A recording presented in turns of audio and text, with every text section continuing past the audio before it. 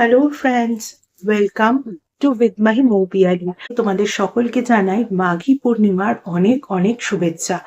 আজ এই মাঘী পূর্ণিমার পুণ্যতিথিতে আমি চলে এসেছি ফেব্রুয়ারি 2026 এর মান্থলি রিডিং নিয়ে। এই রিডিংটা কাদের জন্য?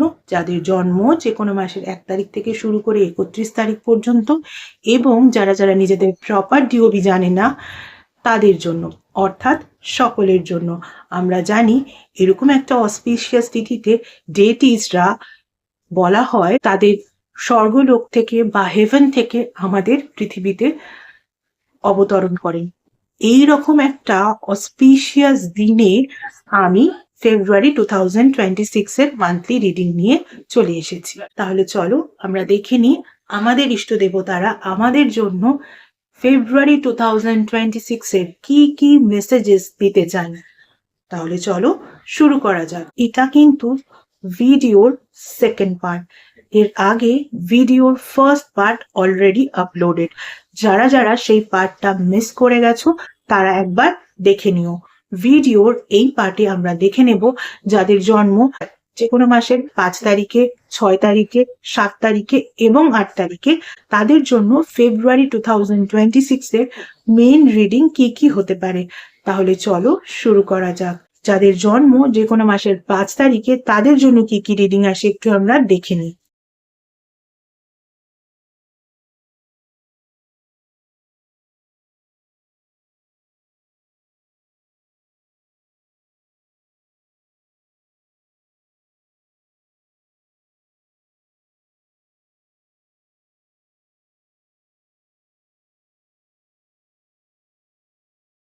যাদের জন্ম যে কোনো মাসের 5 তারিখে তাদের জন্য যে নাম্বারগুলো ইম্পর্টেন্ট হতে পারে, নাম্বার 37 আর নাম্বার 30। দেখো তোমাদের জন্য যে ফার্স্ট কার্ডটা এসছে সেটা হচ্ছে নেভার এন্ডিং স্টোরি, এবং তার সঙ্গে সঙ্গে প্রায়োরিটিস, অর্থাৎ লাইফের 5টা ইম্পর্টেন্ট সেক্টর বা আদার সাবসেক্টর বা যে কোনো রকম বিষয় তোমাদেরকে প্রায়োরিটি খুঁজে নিতে হবে যাদের জন্ম যে কোনো মাসের 5 তারিখে। ফেব্রুয়ারি 2026 এর এটাই কিন্তু তোমাদের সবার আগে করতে হবে, যে তোমরা কিন্তু তোমাদের প্রায়োরিটি গুলোকে ভুলে গেছো।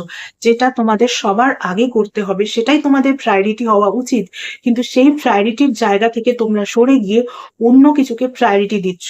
সেই প্রায়োরিটিটাকে কিন্তু খুঁজে বের করতে হবে। হয়তো প্রায়োরিটিটাকে ভুলে গেছো, কারণ তার সঙ্গে সঙ্গে যেহেতু নেভার এন্ডিং স্টোরি মেসেজ এসছে, তার মানে নিশ্চয়ই এমন কিছু বিষয় যে বিষয়কে তোমরা প্রায়োরিটি দাওনি, না দিয়ে নেগলেক্ট করেছো বা ইগনোর করেছো, বা একেবারেই সেটার দিকে মনই দাওনি। ভেবেছো সেই জিনিসটা বোধহয় এবার শেষ হয়ে গেছে। একেবারেই নয়, সেটা শেষ হয়নি। ইনফ্যাক্ট সেটা শেষ হবারই নয়। তার মধ্যে কিন্তু কোনো রকম কোনো শেষ হওয়ার কোনো ইন্ডিকেশনই নেই। তাই আগে নিজের প্রায়োরিটিটা বোঝার চেষ্টা করো। প্রায়োরিটিটা বুঝে নাও, প্রায়োরিটিটা বোঝার পর সেই জিনিসটার প্রতি মন দাও। কারণ যে জিনিসটাকে শেষ হয়ে গেছে তুমি ভেবেছিলে, অ্যাকচুয়ালি সেটাই তোমার প্রায়োরিটি। সেটা যা খুশি হতে পারে। Health, wealth, career, education, relationship, যে কোনো ক্ষেত্রে হতে পারে। কেউ যদি মনে করো তোমার রিলেশনশিপ শেষ হয়ে গেছে ভেবে তুমি মুভ অন করে গেছো বা তুমি অন্য কোনো দিকে মন দিয়েছো, কিন্তু অ্যাকচুয়ালি দেখা গেল সেই বিষয়টা শেষ হয়নি। ইনফ্যাক্ট সেটা শেষ হবারই নয়, কারণ নেভার এন্ডিং। সেটার কিন্তু একটা ব্যাকআপ রয়ে যাচ্ছে। দেখো, ব্যাকআপ রয়ে যায় রিলেশনশিপের ক্ষেত্রে, সেটা আলাদা জিনিস, কিন্তু এটা হচ্ছে একেবারে স্ট্রংলি যেটাকে বলা হয় রুট, সেই রুটটা কিন্তু একেবারে এখনো রয়ে গেছে। ইনফ্যাক্ট সেই রুটটা কিন্তু উপড়ে ফেলার মতন বিষয় নেই বা হবেই না। রুটটা কিন্তু নষ্ট হবারই নয়, নেভার এন্ডিং। আর সেই রুট থেকে কিন্তু ক্রমাগত নতুন করে গাছের বৃদ্ধি হতে শুরু করবে। ঠিক সেই কারণেই কিন্তু ডিভাইন তোমাকে বলছেন তুমি আগে প্রায়োরিটি খোঁজো। নিজের প্রায়োরিটি গুলো বোঝে না বলে অনেকেই কিন্তু অনেক কিছু হারিয়ে ফেলে। সেই প্রায়োরিটির জায়গাটাকে আগে খোঁজো, আগে খুঁজে নাও, তারপরে কিন্তু তুমি নিজেই বুঝতে পারবে সেই বিষয়টা কিন্তু শেষ হয়নি এবং শেষ হবারই নয়। চলো এবারে যাদের জন্ম যে কোনো মাসের 6 তারিখে তাদের জন্য কি রিডিং আসে একটু দেখে নিই।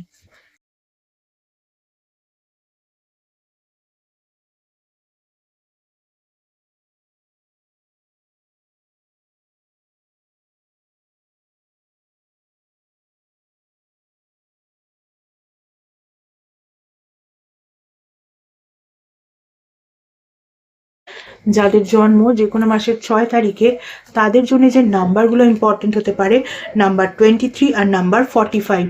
দেখো তোমাদের জন্য যে ফার্স্ট কার্ডটা এসছে পিসের কার্ড এবং তার সঙ্গে সঙ্গে প্রসপেরিটির কার্ড। প্রসপেরিটির কার্ড নিয়ে আর কি বলবো বলো, সবাই তো এটাই চায় যে তাদের লাইফ প্রসপেরাস হোক, তাই প্রসপেরিটির কার্ড নিয়ে আলাদা করে কিছু বলারই নেই। মাঝে মাঝে এত ভালো ভালো কার্ড এলে আমাদেরও কিন্তু মন খুব ভালো হয়ে যায়। তো যাদের জন্ম যে কোনো মাসের 6 তারিখে তাদের জন্য ফেব্রুয়ারি 2026 কিন্তু খুব ভালো একটা মাস হতে চলেছে, কারণ তোমরা কিন্তু প্রসপেরাস হতে চলেছো এই মাসে। এবং প্রসপেরাস যদি হও, মনে অনেকেরই কিন্তু এই প্রসপেরিটির জন্য শান্তি থাকে না, একটা এক্সাইটমেন্ট থাকে, তার সঙ্গে সঙ্গে কি হয় রাতের ঘুম উড়ে যায় বা শান্তি চলে যায়। কিন্তু এই প্রসপেরিটির জন্য যদি তোমার মনে হয় যে তুমি ভীষণ এক্সাইটেড এবং এক্সাইটমেন্টে যদি তোমার কোনো রকম ভাবে কোনো শান্তি বিঘ্নিত হয়ে যায়, তাহলে সেটা কিন্তু কোনোভাবেই ভালো নয়। বিশেষ করে হেলথের জন্য তো ভালো নয়, অন্তত শান্তির ঘুমটা তো ঘুমোতে হবে। তাই ডিভাইন কিন্তু পিসেরও মেসেজ দিচ্ছেন, প্রসপেরিটি আসবে, প্রসপেরাস হবে, একটা এনজয়েবল মোমেন্টের সৃষ্টি হবে, সে তো ঠিক আছে, কিন্তু তার সঙ্গে সঙ্গে শান্তিও দরকার, না হলে কিন্তু হেলথ ওয়াইজ প্রবলেমও হতে পারে। তাহলে যাদের জন্ম যে কোনো মাসের 6 তারিখে তারা ভীষণ হ্যাপি হয়ে যাও যে তোমরা কিন্তু তোমাদের লাইফের যে কোনো সেক্টরে যে কাজই করো না কেন ফেব্রুয়ারি 2026-এ সেখানে কিন্তু প্রসপেরিটি পাবেই পাবে। আর হ্যাঁ, এর সঙ্গে সঙ্গে একটা কথা বলে রাখি, অনেকেই মনে করে প্রসপেরাস হওয়া মানে শুধু বোধহয় ওয়েলথের দিক থেকে প্রসপেরাস হওয়া, একেবারেই নয়, প্রাচুর্যতা যে কোনো দিক থেকে হতে পারে। চল এবারে যাদের জন্ম যে কোনো মাসের 7 তারিখে তাদের জন্য কি রিডিং আসে একটু আমরা দেখে নিই।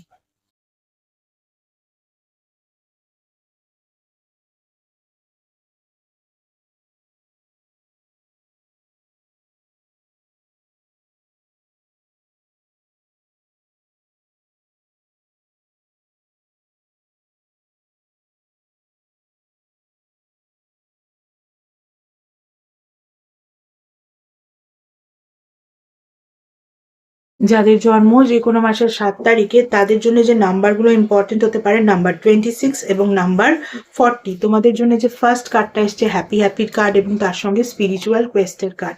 দেখো হ্যাপি হ্যাপি কার্ড শুনেই বুঝতে পারছো একটা হ্যাপি হ্যাপি ব্যাপার সৃষ্টি হওয়া। ফলে ফেব্রুয়ারি 2026-এ যাদের জন্ম যে কোনো মাসের 7 তারিখে তারা যে কাজই করো না কেন, যে কাজ করবে ভেবেছো, সমস্ত সেক্টরেই কিন্তু এমন সাকসেস দেখতে পাবে যা কিন্তু তোমাদের মধ্যে একটা হ্যাপি হ্যাপি মুমেন্টের সৃষ্টি করবে, বা শুধু তোমরা হ্যাপি হ্যাপি ভাবে কাটাবে। কিন্তু তার সঙ্গে সঙ্গে ডিভাইন কিন্তু তোমাদের স্পিরিচুয়াল কোয়েস্টের কথাও বলছেন, অর্থাৎ আধ্যাত্মিক অনুসন্ধানের কথাও কিন্তু উনি বলছেন। এবারে এই আধ্যাত্মিক অনুসন্ধান কিভাবে হয়, আমি বারবার বলি আধ্যাত্মিক অনুসন্ধান মানেই কিন্তু শুধুমাত্র ঈশ্বর ঈশ্বর, আল্লাহ আল্লাহ, গড গড করে, বা তাকে তোমরা যে নামেই ডাকো কিনা সেই নাম নিয়ে থাকা, তাই কিন্তু নয়।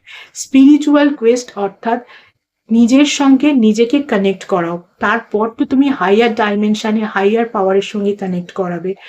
এই নিজের সঙ্গে নিজেকে কানেক্ট করানো, এটা কিভাবে possible? Possible through meditation. Meditation করো, যদি কিছু না পারো, পারলে 10 মিনিট শুধু চোখ বন্ধ করে বসে থাকো, একটা হালকা সফট মিউজিক ইউটিউবে চালিয়ে দাও, দিয়ে আর বসে থাকো চুপচাপ। যদি মনে কোনো চিন্তা ভাবনা আসতে দাও, সেটা খুব ন্যাচারাল। এটাই কিন্তু ডিভাইন তোমাদের বলছেন যে এভাবে স্পিরিচুয়াল কোয়েস্টের মাধ্যমে নিজেরা নিজেদেরকে অনুসন্ধান করো। আর তারপর কিন্তু তুমি দেখো তোমার মধ্যে যে একটা আলাদাই রকম হ্যাপিনেস ক্রিয়েট হচ্ছে, সেই হ্যাপিনেস হয়তো তুমি এর আগে কখনো ফিলই করনি। এবার তার সঙ্গে সঙ্গে কর্মক্ষেত্রেও কিন্তু তুমি যে কাজই করবে কিনা সেই কাজেও কিন্তু সাকসেস পাবে, এবং তার ফলেও কিন্তু হ্যাপিনেস ক্রিয়েটেড হবে। কারণ যখন তোমার মাইন্ড রিল্যাক্সড হয়ে যাবে থ্রু মেডিটেশন, তখন কিন্তু তুমি ভেরি ইজিলি যে কোনো কাজে কনসেন্ট্রেট করতে পারবে, প্ল্যান চক আউট করতে পারবে, কাজটাকে খুব ভালো করে সম্পন্ন করতে পারবে। আর যদি একবার ভালো করে কাজ সম্পন্ন করতে পারো, তাহলে কিন্তু তুমি সাকসেস পাবেই। আর যদি সাকসেস পেয়ে যাও, তাহলে তো হ্যাপি হবেই। ওকে, চলো এবারে যাদের জন্ম যে কোনো মাসের 8 তারিখ তাদের জন্য কি রিডিং আসে একটু আমরা দেখে নিই।